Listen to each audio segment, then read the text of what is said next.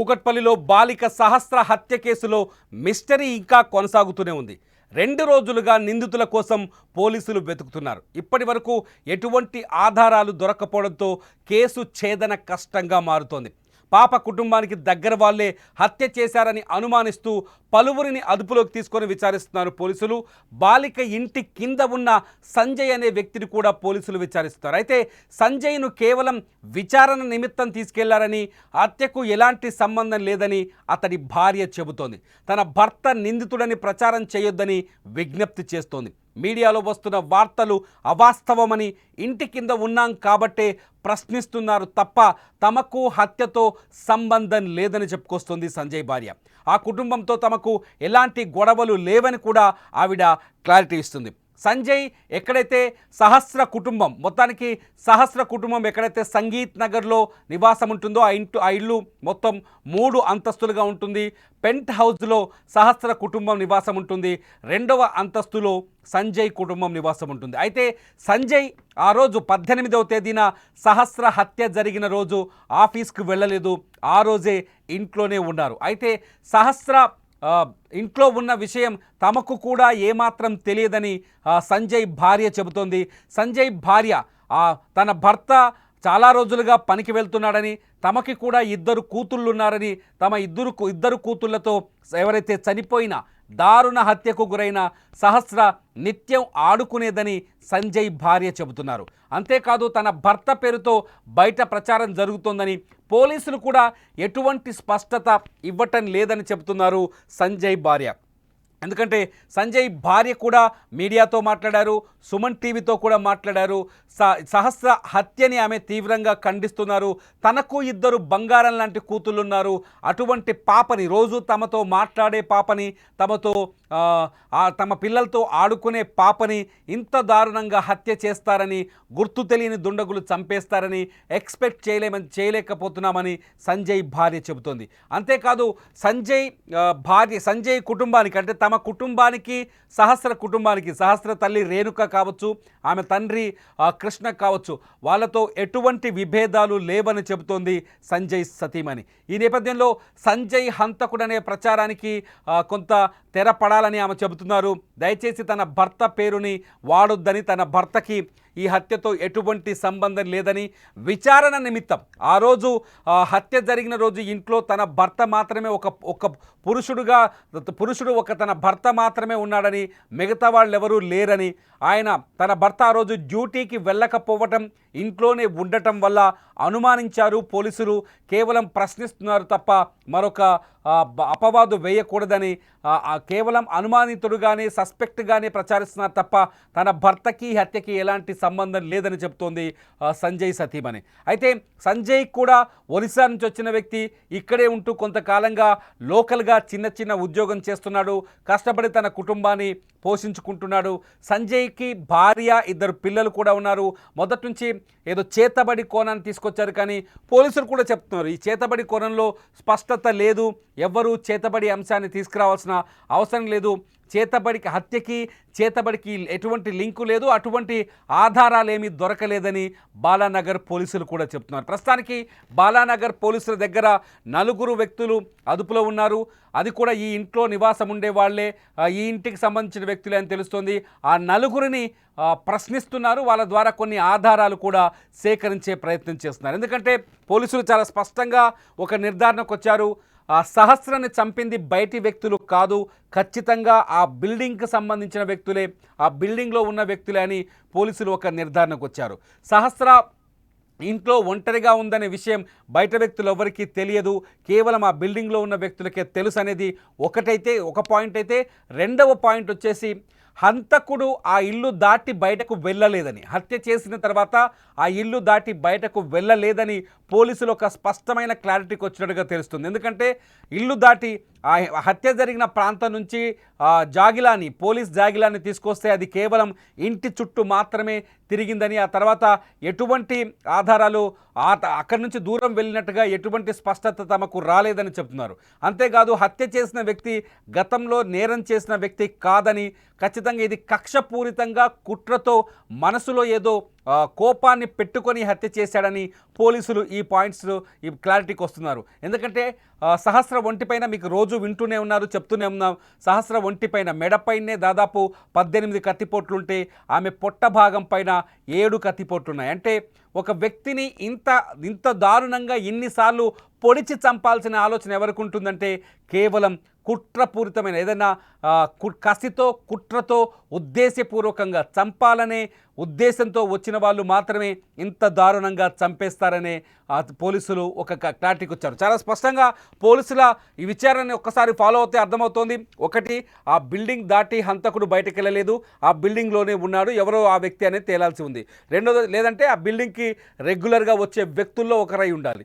రెండోది వచ్చేసి హంతకుడు ఆ బిల్డింగ్ చుట్టే తిరిగాడు, ఏదైతే డాగ్ స్క్వాడ్ చెప్పినట్టుగా ఆ బిల్డింగ్ చుట్టే డాగ్ స్క్వాడ్ తిరిగింది కాబట్టి హంతకుడు కూడా ఆ బిల్డింగ్కి చాలా దగ్గర సంబంధాలు ఉన్నాయనేది చాలా స్పష్టంగా అర్థమవుతుంది. మూడోది వచ్చేసి హత్య పగతో కుట్రతో జరిగిందని అర్థమవుతుంది. పోలీసుల విచారణను మనం ఫాలో అవుతే చాలా స్పష్టంగా పోలీసులు చెప్తున్నారు. బాలిక ఒంటిపైన కత్తితో పొట్ట భాగంలో 7 చోట్ల, మెడ భాగంలో 14 చోట్ల పొడిచారు. అంటే ఖచ్చితంగా సహస్రాన్ని చంపాలని ముందుగానే ప్లాన్ వేసుకొని వచ్చి ఒంటరిగా దొరికింది కాబట్టి చంపేశారని అర్థమవుతుంది. ఇవన్నీ చూస్తుంటే ఒక ఉద్దేశపూర్వకమైన హత్య అని చాలా స్పష్టంగా అర్థమవుతుంది. హంతకుడే ఇంతవరకు దొరకట్లేదు. ఎందుకు హంతకుని పట్టుకోలేకపోతున్నారు అనేది అతిపెద్ద ప్రశ్నగా మారుతోంది. అయితే ఆ ఇంటి పరిసరాల్లో ఇంట్లో సీసీ కెమెరాలు లేకపోవడం, ఇంటి యజమాని కూడా చాలాసార్లు మాట్లాడుతున్నాడు, తమ దగ్గర డబ్బు లేవు, అప్పు చేసి ఇల్లు కట్టాను, అందుకని సీసీ కెమెరాలు పెట్టించలేకపోయానని చెప్తున్నాడు. ఇంటి యజమాని ప్రకారం కూడా ఆ ఇంట్లో సీసీ కెమెరాలు లేవు కాబట్టి నిందితుడిని గుర్తించడం చాలా కష్టంగా మారింది. రెండోది వచ్చి ఆ ఇంటి పరిసర ప్రాంతాల్లో కూడా ఎక్కడా సీసీటీవీ ఫుటేజ్ లేవు. ఇంటికి చాలా దూరంలో ఒక సీసీటీవీ కెమెరా ఉంది, మీరు స్క్రీన్ పైన చూస్తున్నారు. ఆ సీసీటీవీ ఫుటేజ్లో ఒక వ్యక్తి బైక్ పైన వచ్చి అక్కడ బైక్ని పార్క్ చేస్తున్నట్టుగా మనకు వీడియో కనిపిస్తుంది. కాకపోతే ఆ బైక్ పైన వచ్చిన ఆ వ్యక్తి ఎవరనేది కూడా ఇంతవరకు ఒక అంచనాకు రాలేదు. పోలీసులకు దొరికిన ఆ సీసీటీవీ ఫుటేజ్ నుంచి ఏకైక ఆధారం ఇదొక్కటే. ఒక వ్యక్తి ఆ సహస్ర ఇల్లు ఉన్న గల్లీలో బైక్ పైన వచ్చి అక్కడ బైక్ పార్క్ చేస్తున్న సందర్భం. సో ఇంతకు మించి పోలీసుల దగ్గర ఆధారాలు కనిపించట్లేదు. హంతకుడు ఎక్కడి నుంచి ఇంట్లోకి ఎంటర్ అయ్యాడు, ఎక్కడి నుంచి హత్య చేసి పారిపోయాడు అనేది ఇప్పుడు అతిపెద్ద మిస్టరీగా మారుతోంది. చాలా స్పష్టంగా గుర్తుపెట్టుకొని ఒకసారి సహస్ర హత్య జరిగింది ఆమె సొంత ఇంట్లోనే, ఇంట్లో ఉన్న పెంట్ హౌస్లో జరిగింది. హంతకులు ఆ ఇల్లు దాటిపోలేదని పోలీసులు స్పష్టంగా చెప్తున్నారు. అంతేకాదు ఆ ఇంటి పరిసర ప్రాంతాల్లో హంతకుడు సంచరించినట్టుగా, ఆ ఇంటికి 100 మీటర్ల లోపే సంచరించినట్టుగా పోలీస్ జాగిలం ద్వారా తెలుస్తోంది. ఆ ఇంటి పరిసరాల్లో ఎటువంటి సీసీ కెమెరాలు లేవు. ఉన్న సీసీ కెమెరాలో ఒక వ్యక్తి కనిపించినప్పటికీ అతనికి హత్యకు సంబంధం ఉందా అనేది కూడా స్పష్టత లేదు. దీంతో పోలీసులకు చుట్టూ చిక్కుముడిగా మారిపోయింది ఆ సహస్ర హత్య కేసు. ఈ హత్య కేసులో నిందితులు ఎవరు అనేది తేల్చడం తలనొప్పిగా మారిపోయింది. ఇంకొక మాట పోలీసులు చాలా స్పష్టంగా ఎదురుస్తున్నారు. సహస్ర అంత్యక్రియలు, సహస్ర తల్లిదండ్రిని ఒకసారి విచారించాలని పోలీసులు భావిస్తున్నట్టుగా తెలుస్తుంది బాలనగర్ పోలీసులు. ఎందుకంటే సహస్ర తల్లిదండ్రులకు ఏవైనా అనుమానాలు ఉన్నాయా, ఎవరైనా వ్యక్తులతో విభేదాలు ఉన్నాయా, వాళ్ళ దగ్గర ఇప్పటికే పోలీసులు కొన్ని క్లూస్ని తీసిపెట్టారు. ఆ క్లూస్ ఆధారంగా సహస్ర తల్లిదండ్రుల్ని స్టేషన్కి పిలిచి ప్రశ్నించే అవకాశం ఉంది. ప్రస్తుతం సహస్ర తల్లిదండ్రులు సహస్ర మృతదేహాన్ని తీసుకొని వాళ్ళ స్వగ్రామం సంగారెడ్డి జిల్లాలోని ముక్త కేశారం అనే గ్రామంలో అంత్యక్రియలు నిర్వహించి తీవ్రమైన దుఃఖ సాగరంలో శోకంలో ఉండిపోయారు. వాళ్ళని పోలీసులు ప్రశ్నించే అవకాశం కనిపిస్తుంది. ఈరోజు కానీ రేపు కానీ సహస్ర పేరెంట్స్ని పోలీసులు ప్రశ్నించే అవకాశం కనిపిస్తుంది. వాళ్ళని కూడా విచారించి ఆ తర్వాత ఈ హత్య పైన ఒక కన్క్లూజన్కి వచ్చే ఛాన్సెస్ కనిపిస్తున్నాయి. ప్రస్తుతానికైతే ఈ పూటకి ఈ క్షణానికి అందుతున్న అప్డేట్ ప్రకారం పోలీసుల దగ్గర కూడా ఎటువంటి స్పష్టమైన ఆధారాలు దొరకలేదు.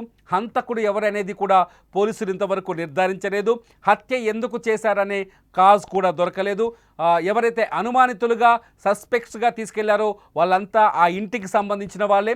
ఆ ఇంట్లో ఉన్న వాళ్ళని ప్రశ్నిస్తున్నారు. వాళ్ళ ద్వారా ఒకవేళ హంతకులైతే ఖచ్చితంగా క్లారిటీ వచ్చే అవకాశం ఉంది. వాళ్ళ ఇంట్లో ఉన్నవాళ్ళు, పోలీసుల అదుపులో ఉన్నవాళ్ళు. హంతకులు కాకపోతే వాళ్ళ ద్వారా కొన్ని క్లూస్ కానీ కొంత సమాచారం కానీ దొరికే అవకాశం ఉంది. ఎందుకంటే చాలా స్పష్టంగా మనకి ఇక్కడ అర్థమవుతోంది. చాలా స్పష్టంగా సంజయ్ భార్య చాలా ధైర్యంగా చాలా క్లియర్గా చెప్తోంది. తన భర్త ఇంట్లో ఉన్నది నిజమే, కానీ తన భర్తకి హత్యకి ఎటువంటి సంబంధం లేదు అని చెప్తోంది సంజయ్ భార్య. ఎందుకంటే నిన్న నుంచి సహస్ర హత్య ఈ నెల 18వ తేదీన, ఆగస్టు 18వ తేదీన జరిగింది. 18వ తేదీ నుంచి ఆ హత్యని ఆ ఇంట్లో నివాసం ఉన్నవాళ్ళు పోలీసులు అనుమానిస్తున్నారు. ఆ ఇంట్లో ఉన్నవాడే హంతకుడు ఆ ఇంట్లోనే ఉన్నాడని పోలీసులు అనుమానిస్తున్నారు. కానీ ఆ ఇంట్లో ఉన్న ప్రతి ఆ ఇంట్లో రెంటుకుంటున్న ప్రతి ఒక్కరు తీవ్రమైన మనోవేదనతో, బాధతో కనిపిస్తున్నారు. ఎందుకంటే తమ పాప లాంటి వాళ్ళే, సహస్ర లాంటి పిల్లలు ఆ ఇంట్లో చాలామంది మనకు కనిపిస్తున్నారు. సహస్ర ఏజ్లో ఉన్న పిల్లలు ఉన్నారు. ఎవరైతే ఈ సంజయ్ మనకు అనుమానితుడిగా సంజయ్ పేరు తెరపైకి వచ్చిందో ఆ సంజయ్కి కూడా 2 కూతుళ్ళు ఉన్నారు, 2 ఆడపిల్లలు ఉన్నారు. సహస్ర ఏజ్లోనే ఆడపిల్లలు ఉన్నారు. సహస్ర రెగ్యులర్గా ఆడపిల్లలతో కలిసి అదే ఇంట్లో ఆడుకునే వాళ్ళని సంజయ్ పిల్లలు కూడా చెప్తున్నారు. సంజయ్ ఇంటి దగ్గర పరిస్థితి చూస్తే సంజయ్ నిజంగానే ఈ హత్య చేసి ఉంటాడా, అతన్ని అనుమానించవచ్చా అనే కోణంలో కూడా అక్కడ అనుమానాలు కలుగుతున్నాయి. అంటే ఈ హత్య వెనుక కారణాలేంటి, అసలు ఇక్కడ చాలా కోణాలు కనిపిస్తున్నాయి. పోలీసులు రకరకాల కోణాల్లో ఇన్వెస్టిగేషన్ చేస్తున్నారు. ఒకటి, ఆ ఇంట్లో ఉన్న వాళ్ళే హంతకులు అనే కోణంలో ఒకటి చేస్తే, రెండోది వచ్చేసి సహస్ర తండ్రి శత్రువులు, సహస్ర తల్లి శత్రువులు అనే కోణంలో కూడా విచారణ జరుగుతుంది. సంజయ్ ఫ్యామిలీ విషయంలో కానీ సంజయ్ విషయంలో కానీ పోలీసులకు స్పష్టత వచ్చినట్టు తెలుస్తోంది. అంతేకాదు సంజయ్తో పాటు ఆ ఇంట్లో ఉంటున్న మరికొందరు పురుషులను కూడా పోలీసులు తీసుకెళ్లి ప్రశ్నిస్తున్నారు. కాబట్టి వాళ్ళ నుంచి కూడా కొంత క్లారిటీ వచ్చినట్టుగా తెలుస్తోంది. అంటే వాళ్ళ హత్య వాళ్ళు చేయలేదనే కోణంలో కొంత క్లారిటీ వచ్చినట్టుగా తెలుస్తోంది. రెండోది వచ్చేసి ఇప్పుడు పోలీసుల విచారణలో అంటే సంజయ్ తల్లిదండ్రుల్ని ప్రశ్నించడానికి కొన్ని కారణాలు స్పష్టంగా కనిపిస్తున్నాయి. సంజయ్ తండ్రికి సంబంధించిన శత్రువులు ఎవరైనా ఉన్నారా, లేకపోతే సంజయ్ తల్లికి సంబంధించిన శత్రువులు ఎవరైనా ఉన్నారా అనే కోణంలో కూడా విచారణ కొనసాగే అవకాశం కనిపిస్తుంది. ఎందుకంటే సంజయ్ తండ్రి కష్టజీవిగా కనిపిస్తుంది. సహస్ర తండ్రికి సంబంధించిన శత్రువులు ఎవరైనా ఉన్నారా, లేకపోతే సహస్ర తల్లికి సంబంధించిన శత్రువులు ఎవరైనా ఉన్నారా ఈ హత్యలో అనే కోణంలో కూడా పోలీసులు విచారించే అవకాశం కనిపిస్తుంది. ఎందుకంటే సహస్ర తండ్రి కృష్ణ కష్టజీవిలా కనిపిస్తున్నాడు. అతను బల్కంపేట్లో ఒక మెకానిక్ షాప్ను నిర్వహిస్తున్నాడు. తాను కష్టపడే తత్వం ఉన్నట్టుగా చాలా స్పష్టంగా తెలుస్తోంది. కూతురు మరణాన్ని చూసి అతను తట్టుకోలేకపోతున్నాడు. ఇప్పటికీ బోరున విలపిస్తున్నాడు. సో కృష్ణని ఈ దుఃఖంలో ముంచేయాలని, సహస్ర తండ్రిని ఈ దుఃఖంలోకి ముంచాలని, సహస్ర తండ్రి పైన పగ తీర్చుకోవాలని అతని శత్రువులు ఎవరైనా, అంచనా వేయలేని శత్రువులు ఎవరైనా ఈ పాప ప్రాణం తీసి ఉంటారా అనే కోణం కూడా ఒకటి మిగిలింది. రెండోది వచ్చేసి సహస్ర తల్లి రేణుక ఒక ఆసుపత్రి ల్యాబొరేటరీలో ల్యాబ్ టెక్నీషియన్గా పనిచేస్తున్నారు. ఆవిడ పైన ఎవరైనా కక్ష పెంచుకొని, లేకపోతే ఆవిడని దుఃఖంలో ముంచేయాలని, ఆవిడకి తీరని అన్యాయం చేయాలనే ఉద్దేశంతో ఎవరైనా అంతుచిక్కని శత్రువు, రేణుకకు ఉన్న అంతుచిక్కని శత్రువు ఈ దారుణానికి పాల్పడి ఉంటారా అన్న కోణంలో కూడా విచారణ ముందుకెళ్లే అవకాశం కనిపిస్తుంది. ఒకటి, బిల్డింగ్లో పోలీసులు అనుమానిస్తున్నట్టుగా బిల్డింగ్లో హంతకుడు ఉండాలి, లేదంటే ఖచ్చితంగా తల్లి శత్రువో తండ్రి శత్రువో ఈ హత్యకు కారణమై ఉండాలి. ఎందుకంటే బాలిక పైన మనం మొదటి నుంచి చూస్తున్నాం. పోస్ట్ మార్టం రిపోర్ట్లో కూడా చాలా స్పష్టంగా తెలుస్తోంది. సహస్ర పైన ఎటువంటి లైంగిక దాడి జరగలేదు, అఘాయిత్యానికి ప్రయత్నించిన ఆనవాళ్ళు లేవు. పోలీసులు కూడా చాలా స్పష్టంగా చెప్తున్నారు, సహస్ర పైన ఎటువంటి లైంగిక దాడికి ప్రయత్నాలు జరగలేదని. 11 ఏళ్ల చిన్నారి పైన అటువంటి కోరికతో కానీ అటువంటి ఆలోచనతో వచ్చే సైకోలు కూడా ఆ పరిసర ప్రాంతాల్లో గతంలో ఉన్నట్టుగా ఎటువంటి రికార్డులు చెప్పట్లేదు. పోలీసులకు కూడా అంతు చిక్కని విధంగా మారిపోయింది ఈ కేసు. ఊహించని విధంగా అంతు చిక్కని విధంగా మిస్టరీగా మారిపోయింది కేసు. ఇంతకీ సహస్రను చంపింది ఎవరు అనే విషయంలో ఇంతవరకు ఎటువంటి స్పష్టమైన క్లూ దొరక్కపోవడంతో పోలీసులు కూడా ఒక రకంగా తల పట్టుకున్నారని చెప్పాలి. సహస్ర హంతకులు ఎవరై ఉంటారు అనేది ఎవ్వరికీ అంతు చిక్కని స్థితిలో ఉంది. దీనికి మొదటి కారణం ఏంటంటే ఫింగర్ ప్రింట్స్ పాత నేరస్తులతో మ్యాచ్ అవ్వట్లేదు. రెండోది వచ్చి అదే ఫింగర్ ప్రింట్స్ ఇంట్లో ఉన్న వ్యక్తులను ఎవరైతే అనుమానితులుగా తీసుకెళ్లారో వాళ్ళ ఫింగర్ ప్రింట్స్ కూడా మ్యాచ్ అవ్వట్లేదు. మూడోది వచ్చేసి డాగ్ ఏదైతే పోలీసు జాగిలం ఉంటుందో ఆ జాగిలం ఇంటి పరిసరాల్ని దాటి దూరం వెళ్ళలేదు. నాలుగోది వచ్చేసి హంతకులు పాత నేరస్తులు కాదు, అమ్మాయి పైన ఎటువంటి అఘాయిత్యం కానీ లైంగిక దాడి జరగలేదు. దీంతో హంతకుడి మోటివ్ ఏంటన్నది ఇప్పుడు అతిపెద్ద మిస్టరీగా మారింది. ఎందుకు సహస్రని టార్గెట్ చేసి చంపారు, ఎందుకు సహస్రని ఇంత కక్షపూరితంగా 20 సార్లు ఆమె ఒంటిపైన పొడిచి చంపాల్సిన అవసరం ఎవరికి వచ్చిందనేది అంతు చిక్కడం లేదు. ఒక రకంగా చూస్తే స్పష్టంగా మనం కూడా ఆలోచించవచ్చు, మీరు ఆలోచించవచ్చు, నేను ఆలోచిస్తున్నాను.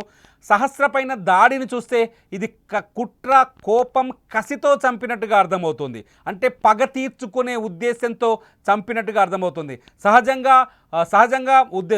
చాలాసార్లు మనం చూసాం లైంగిక దాడులు జరిగే సమయంలో జరిగిన హత్యలు, అనేక హత్యల్లో నిందితులు ఏం చేస్తారంటే దాడి చేసి ఆవేశంలో దాడి చేసిన తర్వాత ఆ తప్పును దాచిపెట్టేందుకు హత్య చేస్తారు. చాలా సందర్భాల్లో అనేక కేసుల్లో మనం చూస్తూనే వస్తున్నాం. లైంగిక దాడి చేసి ఆ తర్వాత ఆ లైంగిక దాడిని కప్పిపుచ్చుకునేందుకు, దాచిపెట్టేందుకు, తన పేరు బయటకు రాకుండా ఉండేందుకు హత్యలు చేస్తూ ఉంటారు. కానీ ఇక్కడ అలా లేదు. లైంగిక దాడి అసలు బాలిక పైన జరగలేదని స్పష్టంగా పోస్ట్ మార్టం రిపోర్ట్ కూడా చెప్తోంది. లైంగిక దాడి జరగలేదు. అట్ ది సేమ్ టైం కసితో అమ్మాయిని కత్తితో పొడిచి చంపేశారు. ఈ రెండు చూస్తుంటే పూర్తిగా విరుద్ధంగా కనిపిస్తున్నాయి. సహస్ర పైన కత్తితో ఇంత పాశవికంగా, ఇంత నిర్దయగా, ఇంత అమానుషంగా దాడి చేయాల్సిన అవసరం ఎవరికొచ్చిందనేది అంతు చిక్కట్లేదు. మొత్తానికి సహస్ర కేసు ఇప్పటికీ కూడా దాదాపు 48 గంటలవుతుంది సహస్ర హత్యకు గురై. ఆగస్టు 18వ తేదీన ఉదయం 9:30 నుంచి 10:30 మధ్యలో ఈ హత్య జరిగినట్టుగా తెలుస్తోంది. కొందరు ఆ ఇంటి పక్కనే ఉండే బిల్డింగ్లో ఉండే కొందరు చెప్తున్నారు, కొన్ని అరుపులు ఈ పెంట్ హౌస్ నుంచి వినిపించాయని చెప్తున్నారు. వాళ్ళ సాక్ష్యాలను కూడా పోలీసులు సేకరించే అవకాశం కనిపిస్తోంది. మొత్తానికి హంతకుడు ఆ ఇంట్లోకి ఎలా ఎంటర్ అయ్యాడు, ఎలా హత్య చేసి వెళ్ళిపోయాడు ఒక ప్రశ్నగా ఉంటే, హంతకుడు ఆ ఇంట్లో వాడై ఉంటే ఎలా తప్పించుకోగలుగుతున్నాడు? 2 ప్రశ్నలు. ఈ 2 ప్రశ్నలకు సమాధానం దొరుకుతుందని పోలీసులు ఇంకా వెతుకుతున్నారు. 5 బృందాలుగా ఏర్పడి ఈ కేసు విచారణను ముందుకు తీసుకెళ్తున్నారు.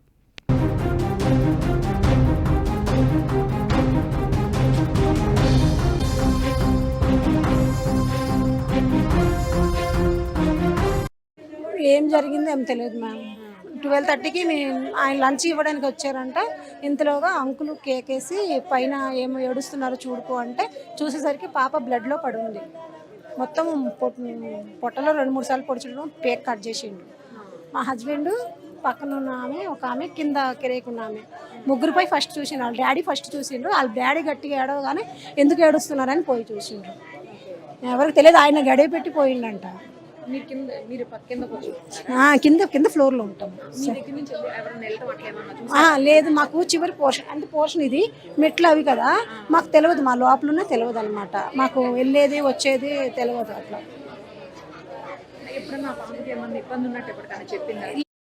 సంజయ్ భార్య మాటల్లో చూస్తే, ఎవరైతే ఇప్పుడు అనుమానితుడిగా పోలీసుల అదుపులో ఉన్నాడో అటువంటి సంజయ్ భార్య మాటల్లో చూస్తే, ఆ రోజు ఆగస్టు 18వ తేదీన సహస్ర హత్యకు గురైన తర్వాత ఆమె తండ్రి కృష్ణ మెకానిక్ షాప్ నుంచి ఉద్యోగం నుంచి తిరిగి వచ్చి ఇంటికి వెళ్ళి చూసి కూతురి డెడ్ బాడీని చూసి బోరున విలపించాడు. అతను ఒక్కసారిగా ఏడ్చాడు. ఏడవడంతోనే ఈమె భర్త సంజయ్ కూడా పరిగెత్తుకుంటూ బిల్డింగ్ పైకి వెళ్ళాడు. సంజయ్తో పాటు ఆ ఇంట్లో ఉన్న మరికొందరు కూడా బిల్డింగ్ పైకి వెళ్ళి ఆ దారుణాన్ని చూసి అవాక్కయ్యారని సంజయ్ భార్య కూడా చాలా స్పష్టంగా చెప్తోంది. అంటే హత్య జరిగిన సందర్భంలో, ఆ హత్య జరిగిన తర్వాత ఎవరైతే సహస్రను చూశారో ఆమె తండ్రి చూశాడో, ఆ తండ్రి అరుపులు విని పరిగెత్తింది కూడా సంజయే అని కూడా అర్థమవుతుంది. అంటే సంజయ్ ఒక రకంగా హత్య చేస్తే ఈ ఇంట్లో ఉండడు. సంజయ్ ఈ దారుణానికి పాల్పడితే ఖచ్చితంగా పారిపోయే ప్రయత్నం చేశాడు. దీంతో పోలీసులు కూడా ఈ విధంగానే ఆలోచిస్తున్నట్టుగా తెలుస్తోంది.